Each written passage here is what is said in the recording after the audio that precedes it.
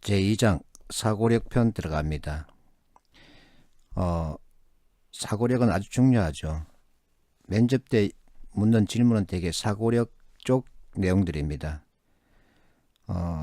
특히 창의력 사고 이와 같은 것들은 면접 때 자주 살펴보는 것들인데, NCS 워커북은 사고력에 대해서 전략적 사고와 분석적 사고, 발상의 전환, 뇌외부 자원 효과적 활용, 이 딸랑 4가지만 언급하고 있습니다.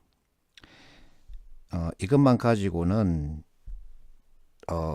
필기시험 답찾기 그리고 면접 때 대응하기 이렇게 본다면 택도 없습니다.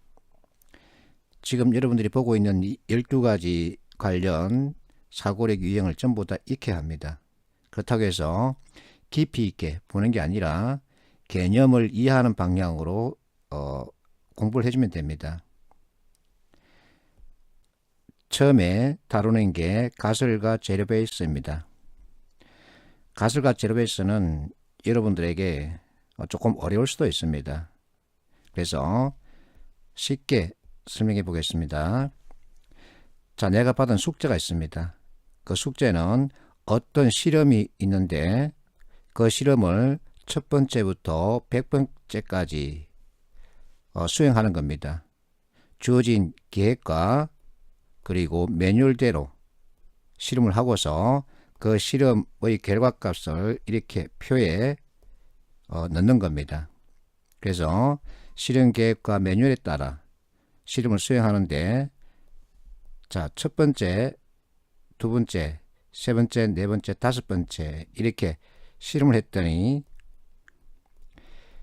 그 결과값이 5, 5, 5, 5, 5 이렇게 계속 5가 나오는 겁니다.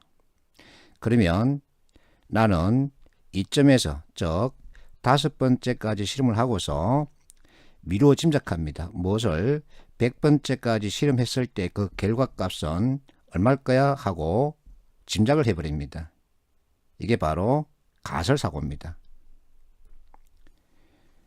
자, 가설사고는 다시 한번 얘기합니다. 미루어 짐작하다의 뜻입니다. 실험을 해야 되는데 100번째까지 실험을 하지 않고 5번 이 정도 이점에서 내가 무엇인가 판단을 하게 됩니다. 그래서 100번째까지 실험했을 때 그 결과값 얼마일 거야? 5라고 미루어 짐작해 버리는 거죠. 그래서 가설사고는 나의 주관적 판단입니다. 주관적 판단입니다. 그래서 이것은 위험합니다. 왜? 남은 95번 실험을 안 하죠. 그래서 오류가 개입될 수 있습니다.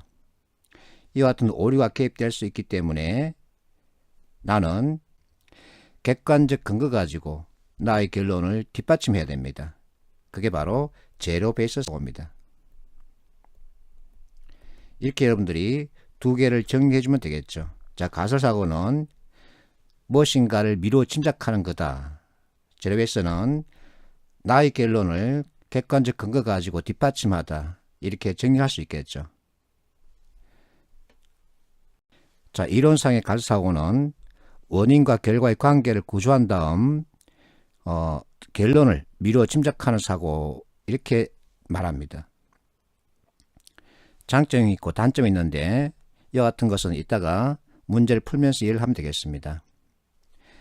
자, 그래서 가설사고는 문제 해결의 기본 사고라 그럽니다. 무엇인가 결론을 가지고 시작하는 사고법이다. 근데 이것은 나의 주관적 판단이기 때문에 오류가 개입될 수 있죠. 그래서 위험합니다. 나의 결론을 백지 상태에서 근거를 가지고 대하다. 이게 바로 제로 베이스 사고입니다. 자, 밑에 어떤 전문가가 이렇게 말해놨습니다.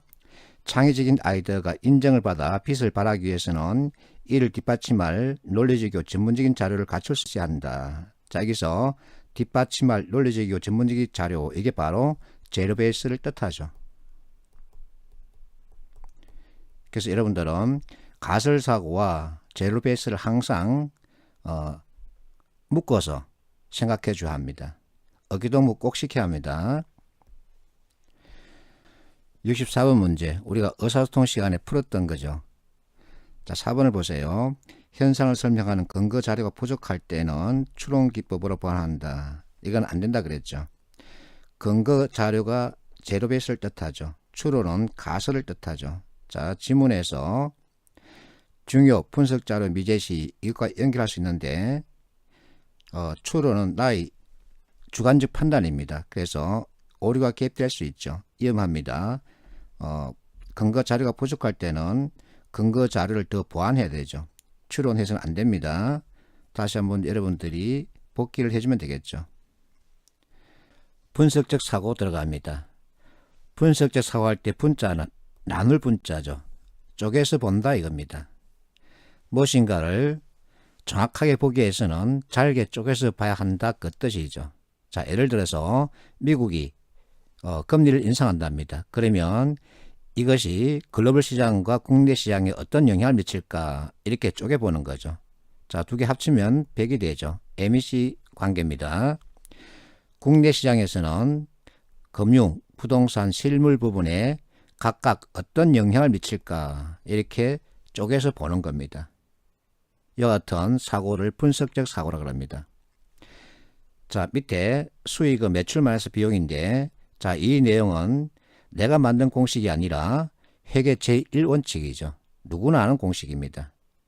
그래서 이와 같은 행태로 지문을 주고 문제를 출제합니다. 이따가 문제를 풀어보면서 이해하는 게 더 쉽습니다.